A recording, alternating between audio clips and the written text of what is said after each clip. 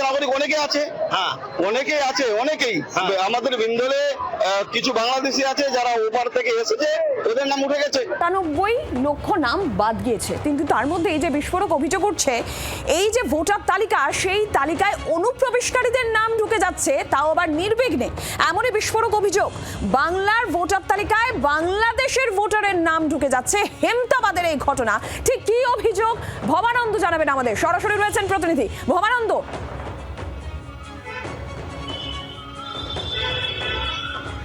দেখো, যখন প্রত্যেক জায়গায় আমরা দেখতে পাচ্ছি যে মানুষজন বিক্ষোভ দেখাচ্ছেন, আন্দোলন করছেন, তারা বলছেন তাদের নাম বাতিল হয়ে গেছে, তারা ভারতীয় নাগরিক, তাদের কোনো কেন এভাবে বাদ দেওয়া হলো, পরিবারের সবার নাম এসছে, একজনের নাম বাদ পড়ে গেছে, এরকম ধরনের অভিযোগ কিন্তু বিস্তর উঠছে এবং সেই নিয়ে রাজনৈতিক উত্তাপও বাড়ছে রাজ্য জুড়ে।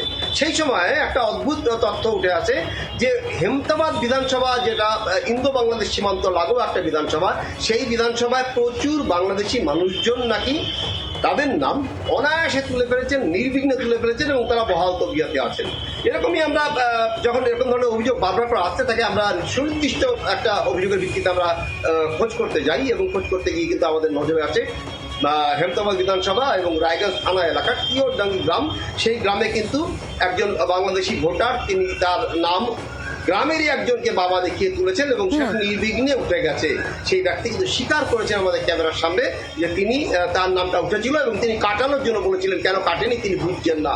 একদমই নিরীহ গোবেচার একজন সাধারণ গ্রামীণ মানুষ, তিনি কিন্তু এই কথা বলছেন। যার ফলে প্রশ্ন উঠছে, সেলিম আলীর মতন একটি নাম যখন এরকমভাবে উঠে যাচ্ছে, তখন ভারতীয় যারা বলছে আমরা হয়রান হচ্ছি, তখন এরকম ধরনের বাংলাদেশি অনুপ্রবেশকারীর নাম কি করে ভোটার তালিকায় প্রশ্ন উঠছে। ৯৭ লক্ষ নাম বাদ গিয়েছে এখনো পর্যন্ত, জায়গায় জায়গায় নাম বাদ নিয়ে বিক্ষোভের ছবি আমরা দেখেছি, ট্রাইব্যুনালে আবেদনের জন্য লম্বা লাইন রাত থেকে সেই ছবি আমরা দেখেছি। সেখানে হেমতাবাদে এই বিস্ফোরক অভিযোগ উঠছে এবং এই অভিযোগের সঙ্গে অবশ্যই প্রশ্ন উঠছে। তিন প্রতিনিধিকেই ধন্যবাদ। ঠিক কি অভিযোগ হেমতাবাদে আপনাদের শোনাই, আর বিএলওর বক্তব্যই বা কি উঠে আসলো শুনুন। ভোট আমার ওই লিস্টে নাম দেয় না ছেলেগুলোর, আমার হইতে ছেলের নাম হয়নি। ছেলের নাম হয়নি? তাহলে আপনার ছেলে কি মানে এখানকার ভারতীয় নাগরিক না? আমি তো ভারতের, আমার ছেলেটা বাংলাদেশের। এখানে বাদ দোকান নাম চলে গেল আমার। যারা কয়েকদিন আগে এসছে তাদের নাম উঠে গেছে। তাদের নাম উঠেছে? যেগুলো নতুন আসছে বাংলাদেশ থেকে, যেগুলো আমার দেখা, ওগুলা চলে আসছে, ওদের নাম উঠে গেছে। হ্যাঁ, আপনাদের নাম উঠে না? আমার নাম উঠে না। যারা অন্য জায়গা থেকে আসছে ওদের উঠে যাচ্ছে, যারা আমরা প্রকৃত নাগরিক, যারা আমরা এখানকার বাসিন্দা, আমাদের নাম আসছে না। আজকে আমাদের এলাকায় কি এরকম ঘটনা আছে যে বাংলাদেশি নাগরিক? হ্যাঁ, বাংলাদেশের নাগরিক অনেকে আছে, অনেকেই আমাদের বিন্দলে কিছু বাংলাদেশি আছে যারা ওপার থেকে এসেছে, ওদের নাম উঠে গেছে। আজকে আমরা না, আমার নাম উঠেনি। আমার বাবা মার নাম আছে, ভাইয়ের নাম উঠে গেছে, বোনের নাম উঠে গেছে, আমাদের দুই ভাইয়ের নাম কেটে দিয়েছে। আপনার তো সন্তান না? না, সন্তান না।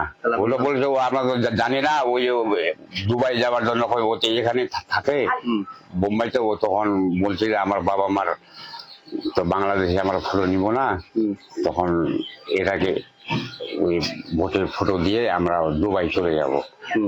তখন আমাকে না বলা ধরায় ওর মামা তখন এই কাজ করে দিয়ে আমাকে বাবা আর মা তুলে দিয়ে ভোটের ফটো ভরে দিয়ে ও দুবাই চলে গেছে।